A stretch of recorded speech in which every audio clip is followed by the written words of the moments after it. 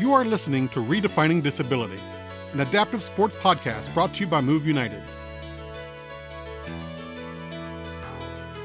I am your host, Sean Butcher, and I have the privilege of serving as the editor of Move United magazine, the nation's leading adaptive sports publication.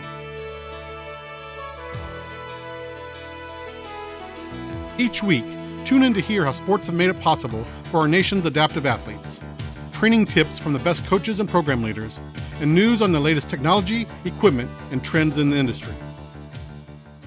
Pearl Outlaw's journey with vision loss began at age 9. Now 27, she's experienced the full progression from night blindness in childhood to using a cane in high school to a rapid transition in 2018 that left her almost completely without vision within months. Her introduction to Nordic skiing came in 2019, and the following year, Pearl reached out to the US Para Nordic development coach and is pursuing that sport. She is also attending her third the Hartford Ski Spectacular in Breckenridge, Colorado this month. Let's chat with her. So Pearl, for our listeners, I would love to just kind of, start by talking a little bit about your visual impairment. Hmm. Yeah, I have retinitis pigmentosa. I was diagnosed when I was 9 years old, and now I'm 27, almost 28. So it's been a long while. And I kind of similar to most people's trajectory with RP, it started with um, night blindness and then progressed in high school. I started using a cane. That's when I started really struggling with my peripheral vision. Um, and then slowly just kind of continued on until 2018 when I was in college around um, uh, 20, 21 years old. And that's when it took a really, really abrupt turn. Um, and pretty much from week to week it was changing. And so that was a big transition period, going from still having a little bit of vision left to pretty much totally non-visual in a matter of months. And so before the age of 9, did you have any inclination or any indicators that you were developing this visual impairment? It's funny because when I was before that, I for some reason really wanted to have glasses. I don't know if it's because my mom and my dad and I think my sister too all wore glasses, so I would get the like clear lensed glasses and be like, oh, I want to be special like them and have my own set of glasses. Um, and Karma, or there's a universe has a funny sense of humor, and it's like, Mm. haha, Hmm. Um, and but yeah, it was really more my parents. I think just because I was so young. My my mom had noticed at school, and my teachers, I was doing well in class, but really struggling on standardized tests, Mm. and so that's kind of what prompted um, a series of eye doctor appointments. And I even at one point before we went to a retinal specialist, one eye doctor actually accused me of faking for attention. Um, so that was a funny experience. Um, and You could go back to that eye doctor now, right? exactly, be like, haha, joke's on you. um, uh, yeah, and so I just like it kind of everything went over my head. Like my mom was in the doctor's office listening to everything that they were saying, and I was kind of, being a 9-year-old, just kind of swinging my legs around and wanting to go home. So, yeah. Well, so when you were wearing those glasses, was it just so that you could be part of the family? Was it a fashion statement? What kind of statement were you trying to make when you were wearing glasses at that early age? Oh, I think I was just a ham at like I just like I would like show up to school with my arm in a sling, or like just or like wrapped head to toe in bandages or something, because I was just like I think I was just a little attention seeker, and I was like, look at me, I'm special. I have almost like that Saturday Night Live sketch with Emma Stone where she's like, I broke my arm. Who wants to sign my cast? Like, you know. So I think that was also the glasses thing. Yeah. Yeah, as someone who has worn glasses all his life, essentially, I can tell you it's not a cool kid statement though. I just Well, see, I wanted braces too, because all the, and I eventually did, um, but because in middle school, all the popular girls had braces. So I was very much like, I want to be wearing glasses and have braces, and then I'll be the coolest girl in school. Yeah, that and was a funny one. and with with every disability, disability is very different per for each person, even though sometimes society tries to put disability into one group or category. And that same is with visual impairment. So I know a Mhm. lot of people just don't understand blindness and visual impairments. So when you talk about like night blindness, like most people probably have never heard that term. What does that mean? Yeah, uh, it's an interesting one, but because basically, with RP and I guess other retinal disorders, because the retina is responsible for light perception, um, one of the early signs is that you can see perfectly well during the day or in well lit areas, and then as Hmm. soon as it gets dim or uh in the dark where outside of lit spaces, you're totally blind. So like at nighttime, I remember I could see things that were directly under street lights and stuff, or if there was reflection, off of like pavement or something. Um, but other than that, I couldn't even see my own hand in front of my face. So and being that little, it was like I didn't even know that that was a thing either. Hmm. And that was kind of that happened kind of at the hardest part of my youth because I was um in middle school. Um, and I don't want to meet any like if I ever meet a person that was like, oh, I loved middle school, it was the best time. I wish I could go back there. I don't know if I'd want to. I don't know if I'd trust that person. Um, but That's a tough time not only to be a kid and a person, but it's a tough time to work with the middle schoolers too. yeah. Um, so yeah, that was tough because you you can kind of pass as I didn't use a cane or anything at that point.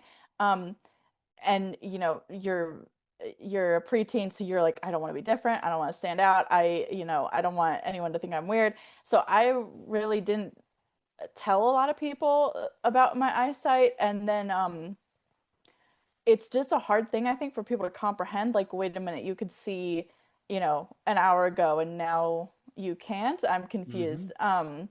So there were a few, and I was not as confident as I am now, and not as good at advocating for myself. So there were a few, school dances where, um, the lights are turned off, and I would have the school's idea of inclusion, where I'd have my little special corner with the lights in the cafeteria turned on, and they're like, "There's your corner, go enjoy the dance."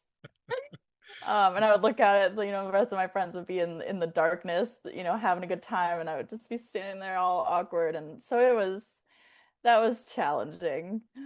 I can imagine it would be, yes. Yeah. And you talked a little bit about when you were describing it, and how it has impacted you over time, in terms of it regressing. So you obviously had you lost your peripheral vision. How would you describe your vision now? Yeah.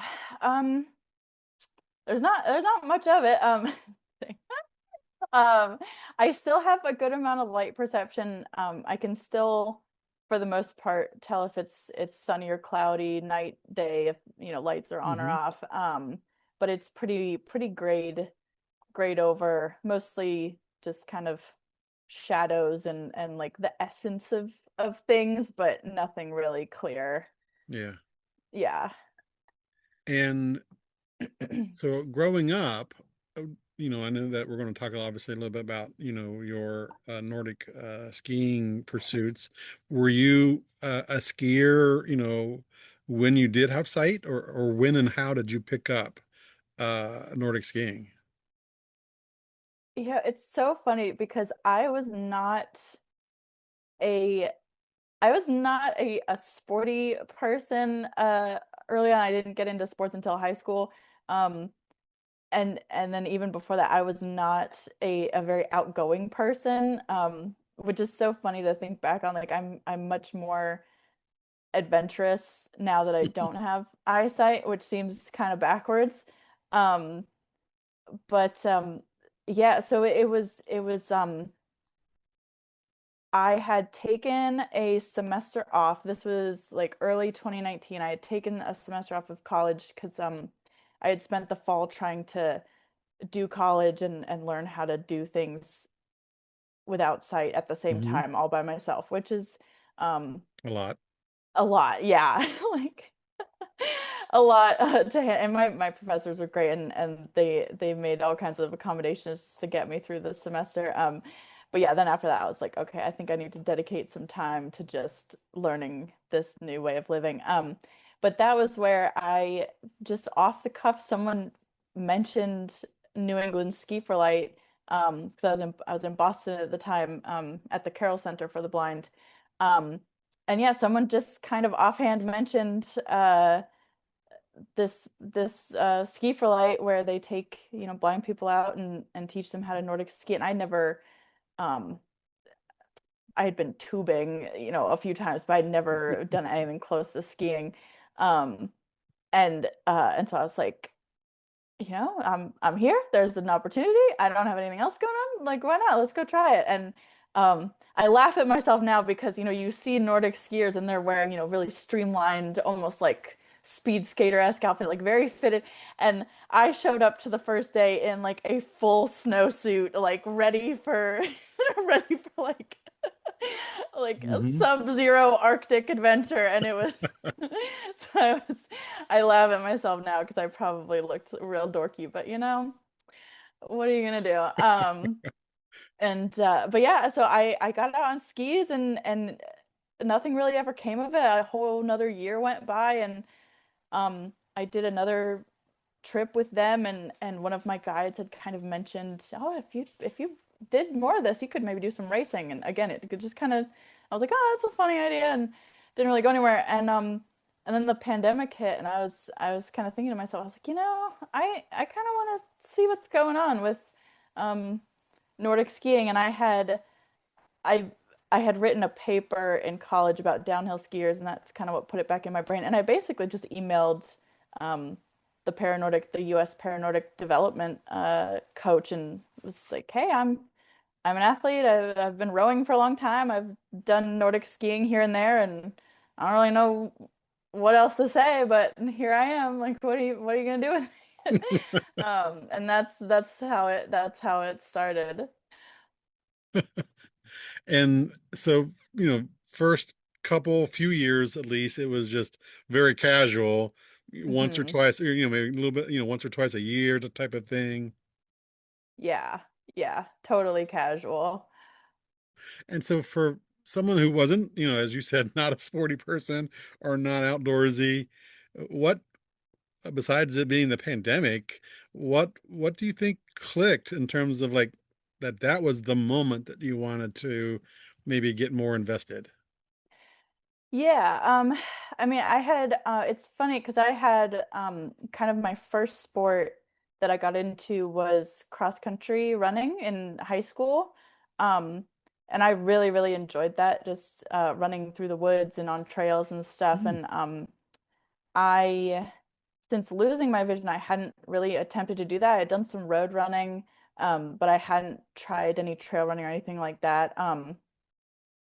And I had kind of started to miss it, just miss going out in the wilderness. And I had some friends that lived in Montana, and they would tell me about, running up in the mountains, and it just, it was a little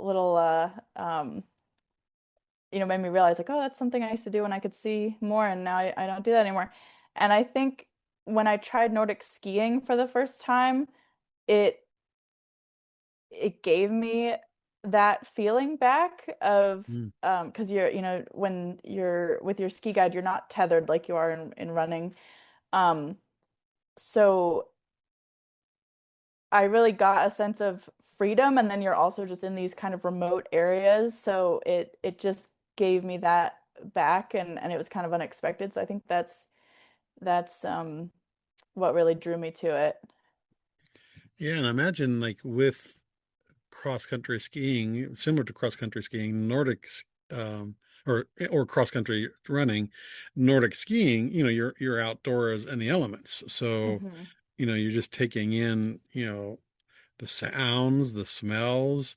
And so how did you um how did your perception of it being outdoors, change, once you lost your sight and did it pick up in other senses? Yeah, I mean, for a while there, I didn't know how I would um like how I would do outdoor things.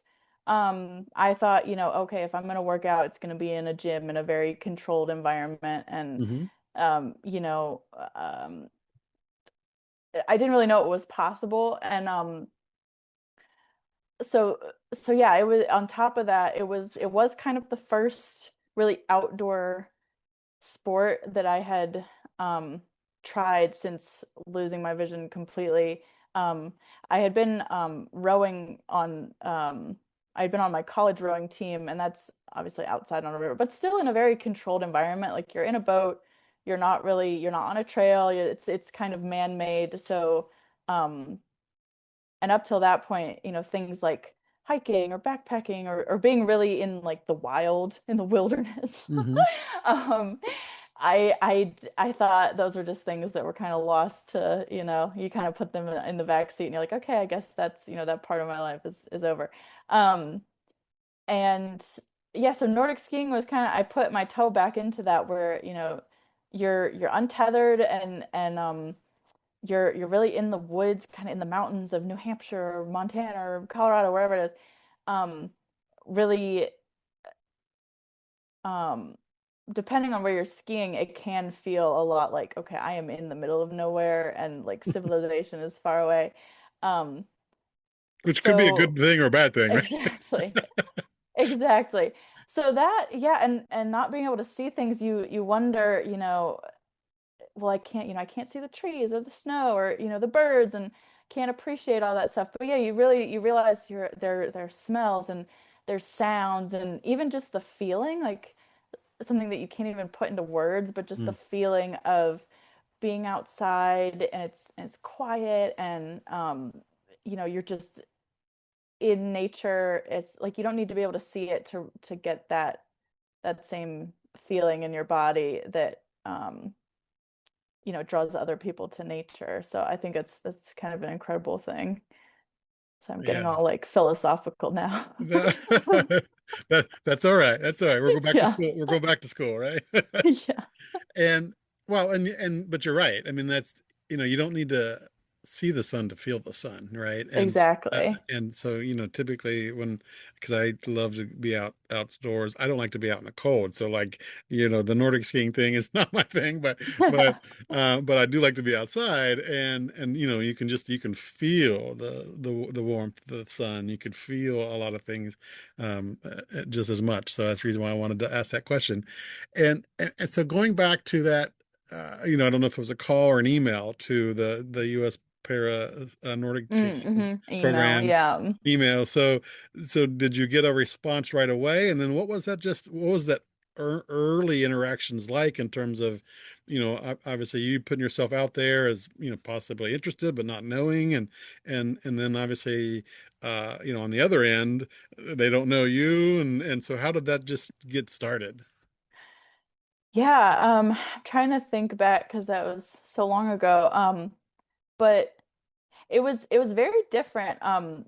Because I was used to with on rowing with rowing, it's people don't really give you the time of day unless you have certain stats and they're like, how tall are you? How fast are you? How like what's your track record and stuff. So you kind of have to have a good resume for even for people to, respond to your emails. Um, but yeah, BethAnn Chamberlain, she's the development coach. Hmm. I think she got back to me in a couple days and was very enthusiastic. And I think that was another thing that kind of brought me in was that they do a really good job of bringing new people in and not making you feel like oh well what's like what's your like how strong are you, how fast are you, like what's your past, uh they are just excited to have more people in the sport. So the whole thing was really positive, and then they do have a lot of resources because I'm not even technically on the development team. I'm kind of in the pipeline still. Um, but they have a lot of resources even for those people that haven't made the team yet that are just kind of working towards it, um, which was really great. So I felt very included, which was nice. Yeah, and sounds like, just that warm, welcoming community, right? Yeah. Versus you need to show results and performance right away. Yeah. And since that initial conversation and interactions with Beth Ann, you know, t tell me a little bit about your journey. Like, what are some of the things that you have been able to do? I know you've been to the Ski Spectacular at least a couple times, right? Two, three times, I think. I think I can't remember. I think at least two, Yeah, I maybe think. three, but I think two. I'm gonna stick with two. That's my final All right, answer. that's your final answer. Lock it in. Yeah. Yeah, I think two or three times was what I think what I saw, and so you're Yeah. coming out again in December, and um, so for your third one, I assume. Hmm. And so how did you get connected to that particular event? I imagine Beth Ann had something to do with it as well. She probably did, and I can't even remember. I just remember, oh, no, it was yeah, it definitely was Beth Ann because uh my first year was 2022. Wait, is that right? 2023, 22? I don't know. I'm getting to 22, that age where 22. yeah, getting to that age where I'm like, I don't know. I don't know what year. Back in the day. But yeah, that it was kind of my first uh it was the start ski spec kind of started off my first competitive season where I was Hmm. um going to ski spec and then kind of taking a big leap and going to Utah to Park City to the National Ability Center to kind of uh like ski for the whole winter. I was gonna Hmm. be on snow for the whole winter. So yeah, ski spectacular was kind of I mean, I love going. I know I have some friends that, they went in the past and are kind of like, "Oh yeah, I don't go anymore." But I just love it because it's such a great start to the season because it's kind of, it's low pressure. You're just there to have fun and everyone's just there to like, "Oh, it's the winter time again. Yay, let's celebrate and have a good time." And so it's just nice to have something that's not like a really high pressure training camp or race or, where you can just go and get back on snow and um so that's why I keep Hmm. going. Hmm. But yeah, Beth Ann was probably, I think for that winter, my goal was just to get as much time skis on snow as possible. So um, I'm sure she was throwing every possible opportunity at me, and ski spec was one of them. Absolutely. And you're right. It is typically a great kickoff and start to the winter season for a lot of folks in the adaptive winter sports side of things. Mhm. And so after that event, you said you spent the rest of that season and that winter at the NAC. Is that right? Yes. And what like just from that first year of, okay, I'm taking this seriously now, what were some of the developments that you had as a as person as a just as an athlete who was interested in getting more serious and involved in the sport. Yeah. Um, yeah, I mean, it's so technical that I think it was a much more uh well, it's fine. I'm gonna back up a little bit. It's so funny because I think having been, involved in a number of sports for so long, you forget, it's like you forget how it feels to be, a novice, a newbie in a Mm, sport. And hmm. so I think in my head I was like, oh yeah, one winter, I'm gonna get so good at skiing. It's gonna be easy as pie. Yada da da da. Um, no, it does not come easily. It is something that I'm sure there are some unicorns out there that can get on skis and then everything just makes sense. And they're instantly fantastic. Um, no, I was more like Bambi learning to walk. Hmm. Um, and I'm still realizing that really the only way to get good at skiing is putting in the hours. And really committing to it. But yeah, I was surprised by how technical it is and how much of a challenge it would be, but a fun challenge. Like at the same time, I really enjoy trying new things and really seeing like, okay, I am really bad at this. Let's see what we can do to fix it. Let's Right. let's see what we can do to make this a little better. Um, and I get very excited if there's a technical change that I make and then, it makes a big difference. I get very, very excited about that. One of my pet peeves is coaches that kind of just continuously like, oh, you're doing fine. Oh, you're doing fine. Blah, blah, blah. I'm like, no, I need a to-do list. Right. I Um, want concrete, specific things that I can improve Yes. on. Tell me what I'm doing right. I had a rowing coach that once he said the best thing, it'll stay with me forever. He said, the better you get, the harder I'm going to be on you. So every time I hear a Hmm. critique, I'm like, okay, that means I'm getting better. Yeah. Um, And you know, obviously a lot more people are familiar with alpine skiing, so going mhm. downhill. And there's a lesser percentage of population of people who've even tried Nordic skiing. So, like, if you were trying to do a commercial or a sales pitch for Nordic skiing, what, how would you sell me on, hey, you've got to give Nordic skiing a try? Um, well, I will say, and I have yet to try alpine skiing, but I have a lot of friends that are trying to get me out to at least try it. And I'm turning into a bit of an adrenaline junkie, so I'll probably be out there giving it a go soon. Um, but so I can't say for sure, but in my experience, I feel like the downhills are a whole lot sweeter when you've just climbed up to the top of the hill. Mm, It's like a little reward, like, oh yeah, okay, I made it to the top of that horrible climb. Oh, now I get to go downhill. Okay. Um, that's a good but that's point. yeah.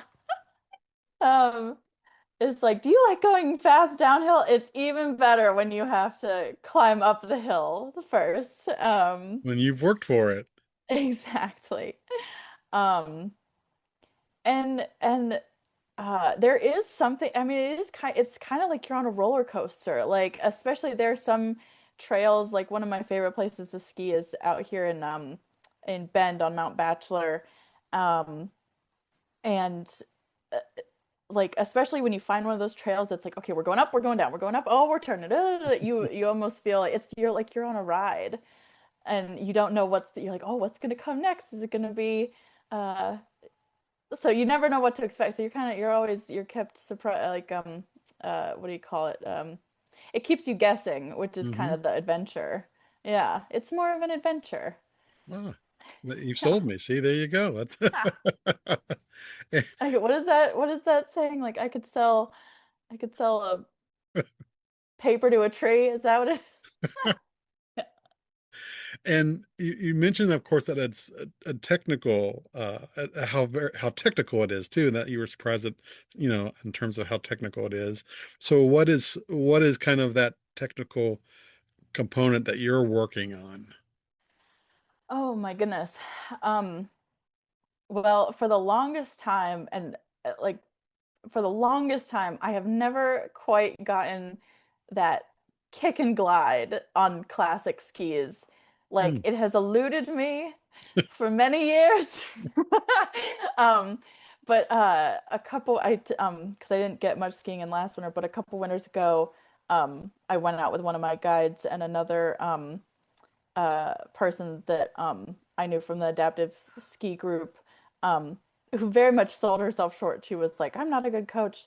And we're like, no, you're Ramsey, you're the best. Her name is Ramsey. And she just gave me some little cues, uh, and I forget. See, now I forget what she told me, and I'm gonna need her to come out again and Refresher. fix it all over again.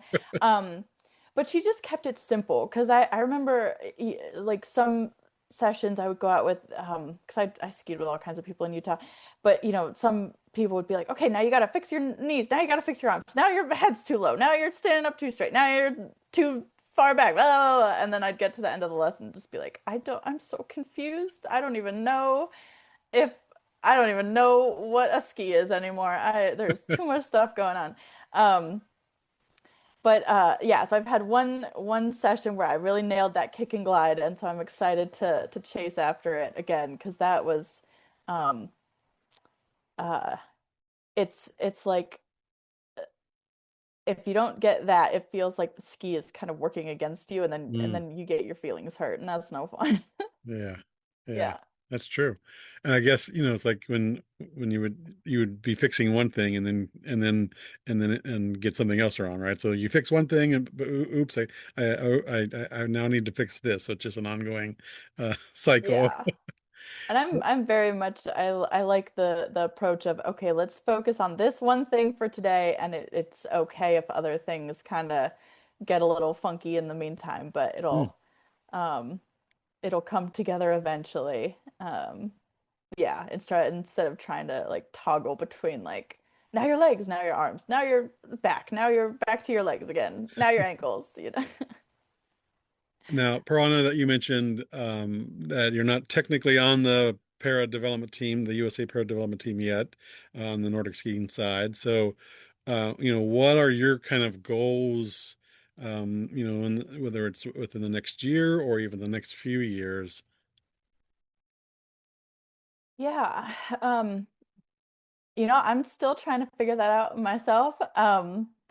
It I've been a little preoccupied this year because I do in the summertime I do open water rowing, coastal rowing, Hmm. and this past spring it was decided by World Rowing that they were not gonna let blind athletes Oh, do that anymore. So that's kind of been the thing I've been trying to sort out this year. So for this winter, it's really, I think I'm gonna go out to Colorado in November, maybe get some skiing in, but really, go to Ski Spec, kind of really just have fun with it and find the love of the sport again, and then go from there. But yeah, just kind of have fun, no pressure for this season. Just get back on snow, and just have a good time with my teammates that I love and I don't get to see very often because I only see them when it's ski season. Um, that's true. yeah, yeah. And I have I'm in a place right now too where I kind of just want to try a, a lot of different things. So that's why I'm kind of like, oh, I would like to try alpine this winter and maybe even try snowboarding or um, I might connect with a surfer out here and we might go down to California. She's a blind surfer from Oregon. So I'm kind of all over the place, but I'm excited to be all over the place and just kind of see where the wind takes me. And lastly, I know that you mentioned obviously just, the newness of it all in terms of, maybe some of the uh, timidness you might have experienced at the early onset in terms of, just wanting to be in safe. You mentioned obviously being in safe and controlled environments. Mm. For those that are listening who might have a visual impairment or might be blind as well, what advice would you give them in terms of, maybe going out and trying those types of things?